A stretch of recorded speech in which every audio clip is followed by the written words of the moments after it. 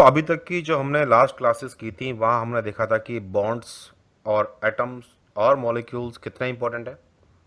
और हम लोगों ने जो दो इंपॉर्टेंट बायोमोलिक्यूल्स थे जिनमें से एक का नाम था कार्बोहाइड्रेट और एक का नाम था लिपिड, हमने उनकी बात की थी। वैसे तो अगर मैं कहूँ कि सेल के अंदर कौन कौन से बायोमोलिक्यूल्स इंपॉर्टेंट हैं जिन्हें हम लोग अलग अलग क्लासेस में कैरेक्टराइज कर सकते हैं, तो क्लास काफ़ी लंबी होती है, अल्कलॉइड्स वगैरह भी आते हैं उसके अंदर। लेकिन ब्रॉडली हम लोग चार बायोमोलिक्यूल्स के बारे में ज़्यादा बातें करना चाहते हैं, जिनमें से carbohydrate, protein, lipids and nucleic acids. और जब हम लोग बायोमोलिक्यूल्स के फाउंडेशन की बात कर रहे होते हैं तो जनरली हम लोग मोनोमर्स पे ध्यान देते हैं ज़्यादा।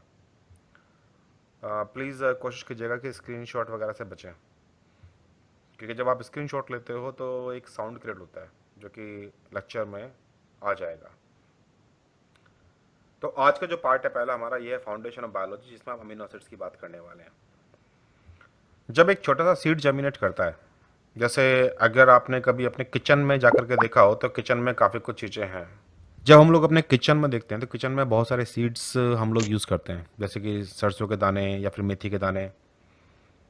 ये सीड्स कहने को तो बहुत छोटे से हैं, बट एक्चुअली में एक कंप्लीट सीड जो होता है वो सीड के अंदर एक छोटा सा एम्ब्रियो है, फिर उस एम्ब्रियो के साथ उसका खाना पैक है। जैसे कि आप जो सीड को ग्रो होते हुए देख रहे हो, ये एक बीन का सीड है। तो उसका जो असली एम्ब्रियोनिक पार्ट है वो तो ये पत्तों के रूप में आपको दिखाई दे रहा है, लेकिन ये जो बाहर के कोटिलेडन्स हैं ये बहुत इंपॉर्टेंट है, क्योंकि इनके अंदर खाना पैक था। जैसे आप मूंगफली खाते हो तो मूंगफली के जो दाने होते हैं, जैसे आप खाते हो एक्चुअली में, वो उस छोटे से मूंगफली के जो पौधा है उसके अंदर, जो आपको छोटा सा दिखाई भी देता है, उसके लिए फूड पैक है उसके अंदर। और यहाँ पर अमीनो एसिड्स, कार्बोहाइड्रेट्स, लिपिड, सब कुछ अवेलेबल है। क्योंकि अल्टीमेटली जब भी कोई चीज़ ग्रो करेगी तो उसे ग्रो करने के लिए सब चीज़ों के अलावा प्रोटीन भी चाहिए। ये प्रोटीन ना सिर्फ बॉडी की ग्रोथ के लिए ज़रूरी है, बल्कि जो हम फाइनल मैच्योर ऑर्गेनिज्म देखते हैं, चाहे प्लांट्स की बात करें, चाहे एनिमल्स की, चाहे बर्ड्स की, चाहे इंसेक्ट्स की, हर एक में मुझे वो प्रोटीन दिखाई भी देता है। फॉर एग्जाम्पल, क्या कोई मुझे बता सकता है कि इस टाइम हम ये जो सामने बर्ड्स देख रहे हैं, इन बर्ड्स के कौन से पार्ट प्रोटीन को रिप्रेजेंट कर रहे हैं? एनीवन? feathers. feathers. फेदर्स है, बीक है, Yes, sir. ठीक है, और जो उसके, Raccoons है जो हाँ जी, hills जो है। क्लॉज हैं वो भी हैं। सेम ऐसे हम्म। ही जो भी हम लोग अपने बाल देखते हैं, जैसे कि अगर ह्यूमंस की बात भी करूं तो ह्यूमन में जो बाल हैं वो केराटिन प्रोटीन है, और ऐसा सभी मैमल्स के साथ है। तो हम लोगों ने जो अपने आसपास जो बालों में रंग देखे हैं, जो खूबसूरती देखी है, ये असल में प्रोटीन के ही वर्जन है। फिर चाहे मकड़ी के जाले की बात करें, जो कि दुनिया के सबसे स्ट्रेंथफुल फाइबर्स में से एक है। जितने वेट इसके अंदर अवेलेबल है और जितना ये टेंसाइल स्ट्रेंथ इसके पास होती है, जितना ये वजन कैरी कर सकता है, ये अपने आप में अमेजिंग है इस फाइबर की। लंबे लंबे फाइबर्स हैं, लेकिन जब आप प्रोटीन स्ट्रक्चर में जाकर देखते हो तो असल में ये लंबे फाइबर्स में हेलिक्स नहीं है, बीटा शीट्स हैं। तो बहुत सारी जो मिथ्याएं हैं प्रोटीन्स को बारीकी से देखने पर हमें मालूम पड़ता है कि ऐसा है नहीं असल में। What about this rhinoceros? इस राइनोसोर में ऐसा क्या है जो प्रोटीन को रिप्रेजेंट कर रहा होगा?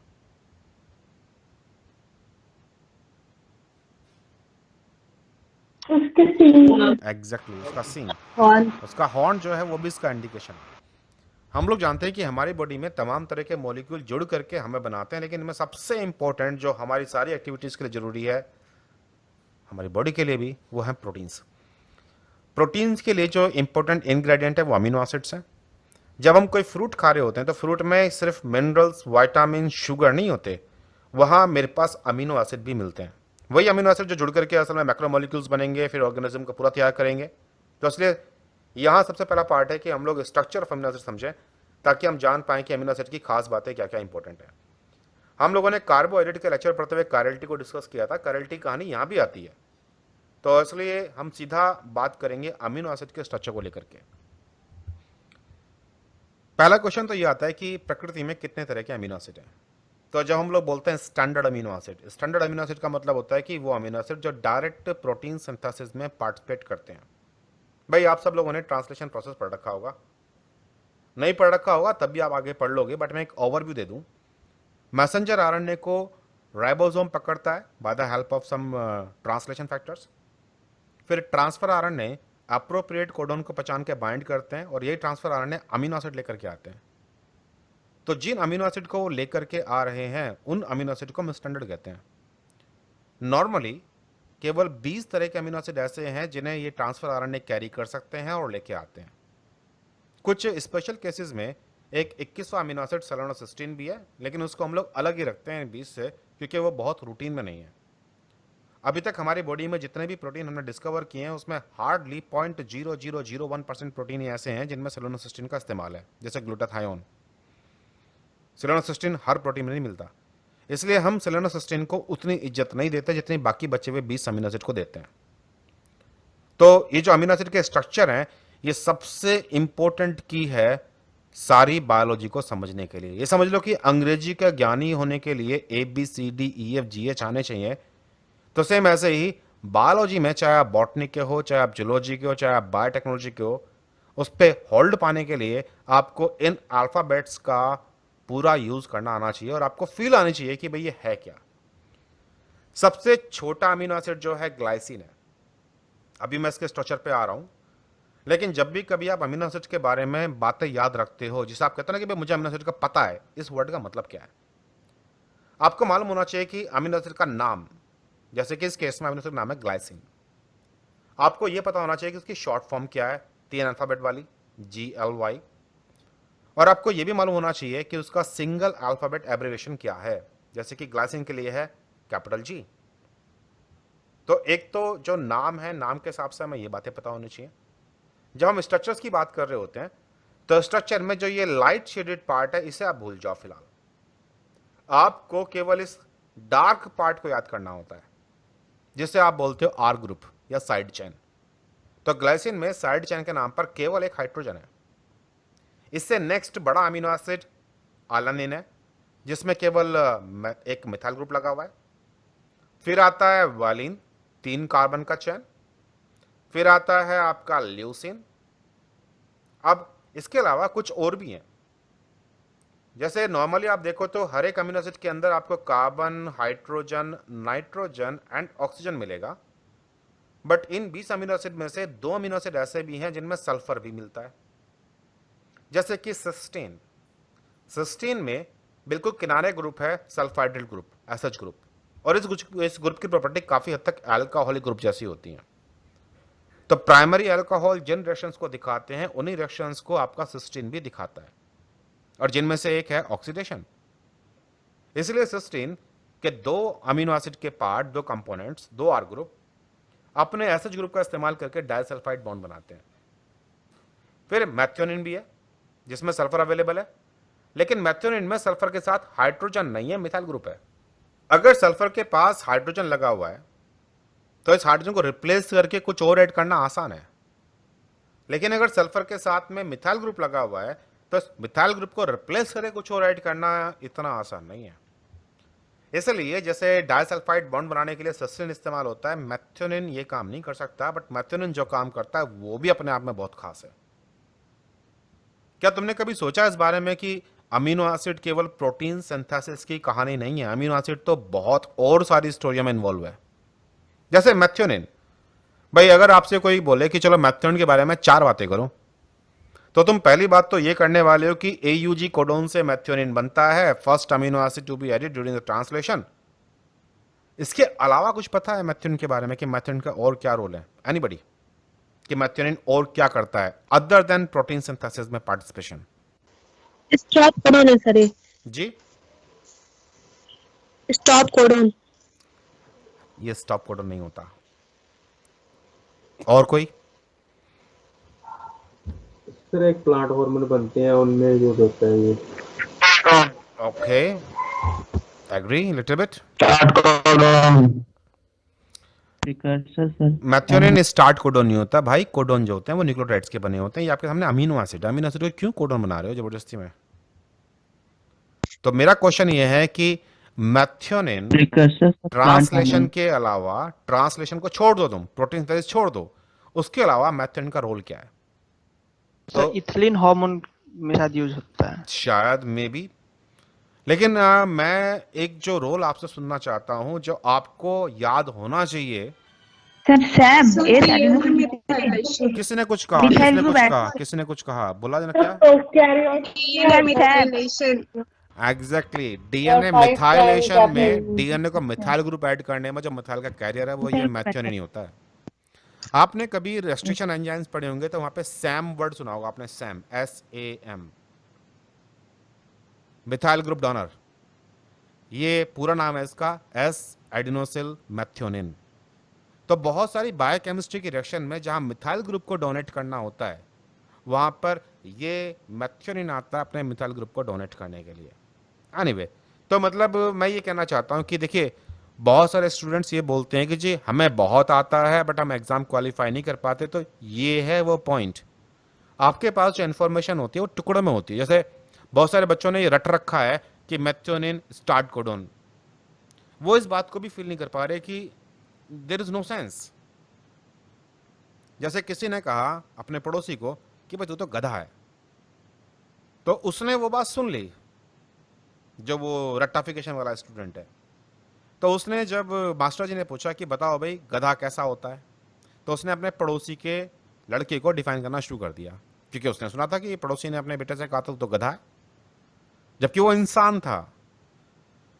तो मैं ये बोल रहा हूं कि एक शब्द को सुन लेना और उसको रट के बैठ जाना, आप उसकी इंफॉर्मेशन को ले ही नहीं पाए। ये जितने भी मॉलिक्यूल्स हैं ये आपकी बॉडी में, बेशक आप अपने कोर्स को रिवाइज करते हुए किताब खोल के बोलते हो जी हम डीएनए रेप्लिकेशन रिवाइज कर रहे हैं, हम लोग बायोकेमिस्ट्री रिवाइज कर रहे हैं, हम जेनेटिक्स रिवाइज कर रहे हैं, हम इवोल्यूशन रिवाइज कर रहे हैं, बट भाई जिस शरीर को लेके आप बैठे हुए हो ना, जिसे आप मैं बोलते हो, इसमें तो सारी चीजें एक साथ हैं। एक ही चीज कई जगह इस्तेमाल हो रही है, कई अलग अलग वर्जन में। तो हमें इंफॉर्मेशन के हर एंगल को देखना होता है, और हमें जितना ज्यादा हम जान सकें कि ये यहां भी काम आता है वहां भी काम आता है, तब लिंक्स क्रिएट होते हैं और तब एक्चुअल में ज्ञान डेवलप होता है। अब आती है बात प्रोलीन की। प्रोलीन सबसे जिद्दी अमीनो एसिड में से एक है। इस पे आकर के ज्यादातर रूल्स जो अमीनो एसिड में हम लोग पढ़ेंगे वो सब फ्लॉप हो जाते हैं, यहां तक कि रामचंद्रन प्लॉट भी इसके सामने झुक जाता है। फिर है आइसोल्यूसिन, जिसका R group again multiple carbons का बना हुआ है, ब्रांज्ड है। यहां पे अभी इसी टाइम एक बात याद रखना बहुत जरूरी है। देखिए इसका नाम, ऊपर वाले अमीनो एसिड का नाम है ल्यूसिन और ये है आइसोल्यूसिन। दोनों के नाम लगभग सेम है, एक आइसो वर्ड का फर्क है। तो अगर मैं कार्बन काउंट करूं, कार्बन और हाइड्रोजन, 1 2 3 4 कार्बन की चेन है ल्यूसिन में, और 1 2 3 4 कार्बन की चेन है आइसोल्यूसिन में। ये दोनों के दोनों अमीनो एसिड एक दूसरे के स्ट्रक्चरल आइसोमर हैं, क्योंकि यहाँ कार्बन स्केलेटल जो है केवल वो चेंज हुआ है, number of carbon and number of hydrogen are same. अब क्योंकि ये सेम है तो भाई इनका दोनों का जो मॉलिक्यूलर वेट है वो भी सेम है। इसलिए एग्जाम में अक्सर इन दोनों को बीच में लेके आते हैं कि भाई फला फला टेक्निक है, अब बताओ उसके थ्रू आप इन दोनों को डिस्टिंग्विश कर पाओगे या नहीं कर पाओगे। तो जो टेक्निक केवल मॉलिक्यूलर मास को चेक करती हो, उसमें जो पीक दिखाई देगी ल्यूसिन के लिए, जो सिग्नल दिखाई देगा वही सेम दिखाई देगा आइसोल्यूसिन के लिए भी। डिस्टिंग्विश करना मुश्किल है, बट उसके बावजूद देखो चमत्कार से कम नहीं है ये कि हमारी बॉडी में पाया जाने वाला एंजाइम अमीनोसाइड ट्रांसफर सिंथेटेज वो इन दोनों को क्लियरली पहचान लेता है और एप्रोप्रिएट ट्रांसफर आरएनए पे ऐड करता है। तो ये जितने भी अमीनो एसिड थे आपके सामने, इन सारे अमीनो एसिड को हम अनचार्ज्ड कैटेगरी में डालते हैं। अनचार्ज्ड का मतलब ये है जिनके आर ग्रुप पर कोई चार्ज नहीं है। देखिए मैंने पहले भी कहा था कि जो ये लाइट शेडेड पार्ट है इस पर आपको नजर नहीं डालनी है बिल्कुल भी, वरना तो देखो ना यहाँ प्लस चार्ज है माइनस चार्ज है, फिर हम इसे कैसे कह सकते हैं अनचार्ज्ड है। क्योंकि ये लाइट शेडेड वाला पार्ट ये सबके पास कॉमन है, इसलिए हम इसको डिस्कस नहीं कर रहे। हम डिस्कस कर रहे हैं केवल जो वो हाईलाइटेड पार्ट है डार्क कलर का, जिसे आप आर ग्रुप कहते हो। तो आर ग्रुप के बेस पर ये सारे के सारे अमीनो एसिड अनचार्ज्ड हैं, इनमें किसी पर चार्ज नहीं होता। और जिनको मैं टिक कर रहा हूं, glycine, alanine, valine, leucine, isoleucine, proline, methionine, ये मोर और लेस हाइड्रोफोबिक भी हैं। हालांकि ग्लाइसिन उतना अच्छा हाइड्रोफोबिक नहीं है। सबसे बढ़िया हाइड्रोफोबिक कैटेगरी में ये दोनों आते हैं, इनमें से ल्यूसिन और आइसोल्यूसिन। जितनी बड़ी एलिफैटिक चेन होगी हाइड्रोकार्बन्स की, उतना ही बढ़िया वो हाइड्रोफोबिक मॉलिक्यूल होने वाला है। अब ये लिस्ट है आपके पास पोलर मॉलिक्यूल्स की। पोलर है मतलब इनमें कहीं ना कहीं कोई पोलर बॉन्ड अवेलेबल है। हाइड्रोजन बॉन्डिंग कर सकते हैं, इलेक्ट्रोस्टैटिक इंटरेक्शन दिखा सकते हैं, बट चार्ज नहीं है इनके ऊपर भी। जैसे सीरीन को देख लो, सीरीन के पास OH है, और अभी तक आप जान चुके हो कि जब भी आप OH को देखोगे तो आपको अपने आप दिखना चाहिए कि OH में partial negative and partial positive charge होता है, और इसीलिए ये OH ग्रुप एक पोलर ग्रुप है। तो सीरीन अमीनो एसिड पोलर हो गया। थ्रियोनिन, इसमें भी OH ग्रुप है, पोलर। टायरोसिन, टायरोसिन इंटरेस्टिंग है, टायरोसिन में यहाँ पोलरिटी अवेलेबल है मेरे पास। फिनाइल एलानिन, अब फिनाइल एलानिन में कोई पोलरिटी दिखाई नहीं दे रही मुझे, क्योंकि ये पूरा का पूरा एक एरोमेटिक रिंग है, इसलिए ये दो आपको थोड़े से अलग रंग से दिखाई देंगे। ट्रिप्टोफैन में भी NH है जो पोलरिटी शो करेगा। हिस्टिडीन में तो चार्ज भी है और पोलरिटी भी है, लेकिन ये चार्ज डिमिनिश होता रहता है, कभी है कभी नहीं। सिमिलरली ग्लूटामीन, जिसमें C डबल बॉन्ड हो NH2, एस्पाराजीन C डबल बॉन्ड हो NH2। अब इसमें से जितने भी ये पिंक कलर में जो बने हुए हैं, ये हैं आपके प्योर पोलर अनचार्ज्ड। इसके अलावा टायरोसिन, फिनाइलएलानिन और ट्रिप्टोफैन, ये तीनों के तीनों अमीनो एसिड एरोमेटिक नेचर के हैं। तुम में से किसी को एरोमेटिक की डेफिनेशन पता है कि what is aromatic amino acid या व्हाट इज एरोमेटिक ग्रुप? किसी को डेफिनेशन पता है? केमिस्ट्री की डेफिनेशन सर सर, जो पाई हक्कल इलेक्ट्रॉन रूल को होता है? फॉलो करते हैं। जो हक्कल्स रूल फॉलो करते हैं। परफेक्ट। तो अब ये होमवर्क है तुम्हारा, इस लेक्चर का पहला होमवर्क जो तुम्हें करना है। हक्कल्स रूल के अकॉर्डिंग एरोमेटिक की क्या कंडीशंस हैं और एंटी एरोमेटिक की कंडीशन क्या है। मैं इसलिए बोल रहा हूं क्योंकि जब भी कभी कोई मॉलिक्यूल हक्कल्स के रूल को फॉलो करता है एरोमेटिसिटी वाले के, तो फिर उस मॉलिक्यूल की प्लानिटी को हम लोग देखते हैं कि वो बड़े इंपॉर्टेंट गेम प्ले कर रही है। एरोमेटिक कंपाउंड अपनी उन प्रॉपर्टी की वजह से फ्लैट स्ट्रक्चर के होते हैं, और ये फ्लैट स्ट्रक्चर होने की वजह से अल्ट्रा वायलेट लाइट को एब्जॉर्व करते हैं। हालांकि इनकी वेवलेंथ जो है अलग तरह की है। सेम ऐसे ही आगे चलकर जो आप बेसिस पढ़ने वाले हो ATCGU वगैरह, ये भी एरोमेटिक हैं, हक्कल्स रूल फॉलो करते हैं, और ये भी प्लानर है, और ये भी यूवी लाइट एब्जॉर्व करते हैं। यूवी लाइट एब्जॉर्व करने वाली प्रॉपर्टी इसलिए इंपॉर्टेंट है कि जब आपके पास अगर मैं चुटकी भर प्रोटीन किसी टेस्ट ट्यूब में डिजॉल्व कर दूं और आपसे कहूं कि बिना हिलाए डुलाए ये बताओ उसमें प्रोटीन कितना है, तो आप आंखों से देख करके नहीं बता सकते। लेकिन जब आप उसमें से अल्ट्रा वायलेट लाइट गुजारोगे उस पर्टिकुलर वेवलेंथ की, तो एरोमेटिक अमीनो एसिड उस लाइट के कुछ पार्ट को एब्जॉर्व कर लेंगे। कितना पार्ट उन्होंने एब्जॉर्व कर लिया उसका कैलकुलेशन करके आप क्वांटिफाई कर सकते हो कि इस टेस्ट ट्यूब में टोटल प्रोटीन क्वांटिटी कितनी है। तो प्रोटीन के क्वांटिफिकेशन में ये एरोमेटिक वाली प्रॉपर्टी बहुत काम की है, और इसीलिए ये एग्जाम के इंपॉर्टेंट क्वेश्चन भी है। हिस्टिडीन अमीनो एसिड ये इन सारी कहानी से अलग है। ये कह लो कि हिस्टिडीन सबसे बढ़िया है कबीर के दोहों को फॉलो करने वाला, ना काहू से दोस्ती ना काहू से बैर वाला। आई डोंट नो कबीर ने कहा था किसने कहा था, बट ये लाइन हिस्टिडीन फॉलो करता है। हिस्टिडीन एक ऐसा अमीनो एसिड है जिसे अगर प्रोटॉन मिल जाए H पॉजिटिव तो पकड़ लेता है, और अगर किसी को जरूरत पड़ जाए तो उसे दे भी देता है। ज्यादातर मॉलिक्यूल ऐसे होते हैं जो साइटोप्लाज्मिक पीएच पर, जो पीएच साइटोप्लाज्म में पाई जाती है 7.2 के आसपास, इस पीएच पर या तो प्रोटॉन लेते हैं या छोड़ देते हैं, दोनों काम नहीं करते। बट हिस्टिडीन साइटोप्लाज्मिक पीएच पर प्रोटॉन ले भी सकता है और दे भी सकता है, इसलिए ये बहुत सारे एंजाइम की एक्टिव साइट के इंपॉर्टेंट अमीनो एसिड के रूप में पाया जाता है। क्योंकि जब कभी एंजाइम कोई केमिकल रिएक्शन कर रहा होता है तो उसे कहीं से प्रोटॉन लेके कहीं देना है, और हिस्टिडीन का ये रोल बड़ा खास है। देन ये कैटेगरी चार्ज की है, तो जो आपका हिस्टिडीन है, हिस्टिडीन भी सलेटी है, ये भी चार्ज में आता है। हिस्टिडीन के अलावा देखिए दो हैं एसिडिक अमीनो एसिड जिनके R ग्रुप में नेगेटिव चार्ज पाया जाता है साइटोप्लाज्मिक पीएच पर, एस्पार्टिक एसिड और ग्लूटामिक एसिड। अब यहां कुछ इंटरेस्टिंग बात भी है। एस्पार्टिक एसिड की शॉर्ट फॉर्म है ASP, और इसका जो सिंगल अल्फाबेट है this is not A, this is D, क्योंकि A तो दे चुके पहले ही एलानिन को। तो जब अंग्रेज लोग एस्पार्टिक एसिड को बुलाते हैं तो वो एस्पार्टिक एसिड बोलते हैं, एस्पार्टिक। तो उनके बोलने के तरीके में D चमकता है, और उसी D का इस्तेमाल यहां करते हैं वो। सिमिलरली ग्लूटामिक एसिड के लिए E का इस्तेमाल करते हैं, लाइसिन के लिए K का इस्तेमाल करते हैं। इसमें वो बोलने वाली कहानी नहीं है। जो सिंगल अल्फाबेट के एब्रीविएशन रखे गए हैं सभी के लिए कोई कॉमन लॉजिक नहीं है। जिस जिस साइंटिस्ट ने डिस्कवर किए इनके नाम, जिसने इनके नाम दिए, उसने अपने अपने साइंस के हिसाब से इनके नाम रखे हैं। जैसे अगर अल्फाबेट्स को तुम काउंट करो तो एल के बाद में के आता है, इसलिए यहाँ के रखा हुआ है। आर्जिनिन को जब आप बोलते हो आर जो वर्ड है तो इसलिए इसको आर रखा गया आर्जिनिन को। लाइसिन, आर्जिनिन और हिस्टिडिन ये 3 आपके प्लस चार्ज के अमीनो एसिड हैं। अब हो सकता है अगर मैं आपसे कहूं कि ये 20 अमीनो एसिड आपको कल तक याद करने हैं तो आप में से बहुत लोग छोड़ो कि बोल रहा है बोलने दो, हु केयर्स। बट अगर आपने ये अमीनो एसिड के स्ट्रक्चर्स याद कर लिए तो आप छा जाओगे।